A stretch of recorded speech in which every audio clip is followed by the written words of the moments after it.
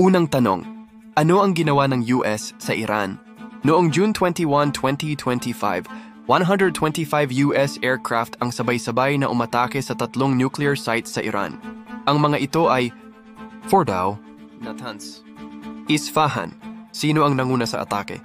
Nanguna sa strike ang 6 na B-2 Spirit stealth bombers. Ito yung mga eroplano na sobrang tahimik, hindi agad kita sa radar, at kayang magdala ng malalaking bomba. Galing sila sa Whiteman Air Force Base sa Missouri, USA. Imagine mo ang layo nila, pero nakaabot pa rin sila sa gitna ng Middle East. Astig, di ba? Anong sumunod? Habang lumilipad ang B-2, nuclear submarines ng US sa dagat ng Persian Gulf ay nag-launch ng 30 cruise missiles. Target nito, mga building at kagamitan ng Iran na nasa ibabaw ng lupa, gaya ng power systems at ventilation shafts. Nakabawas ito sa depensa ng Iran bago dumating ang B-2. Paano nakaabot ang B-2 sa layo? Good question.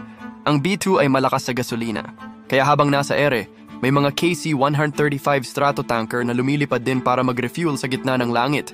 Pero hindi rin safe ang mga tanker kaya may kasama silang FA-18 Super Hornets at EA-18 Growlers para protektahan sila. Ano ang trabaho ng EA-18 Growler? Ang EA-18 Growler ay parang techie na bodyguard. Gumagamit ito ng electronic jamming para guluhin ang radars at communication ng Iran. So kahit may defense system ang Iran, nalilito ito at hindi makita ang mga B-2. Anong klaseng bomba ang dala ng B-2? Ito ang exciting part. Dala nila ang tinatawag na GBU-57 Massive Ordnance Penetrator. Timbang, 30,000 pounds, parang 2 school buses. Kayang bumutas ng hanggang 200 feet sa ilalim ng lupa. Ginagamit para sirain ang mga sobrang lalim na bunker. May GPS at guidance fins para siguradong tama sa target kahit walang engine ang bomba. Bakit kailangan ng ganitong bomba? Kasi ang mga nuclear sites ng Iran, gaya ng Fordow, ay nakabaon sa ilalim ng lupa at napalibutan ng makapal na konkreto.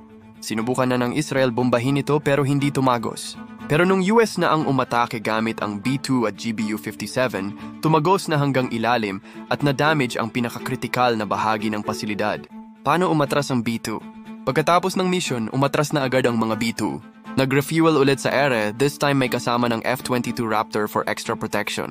Habang umaalis sila, nagpaputok ang Iran ng missiles, pero nilito ito ng decoys at electronic jamming.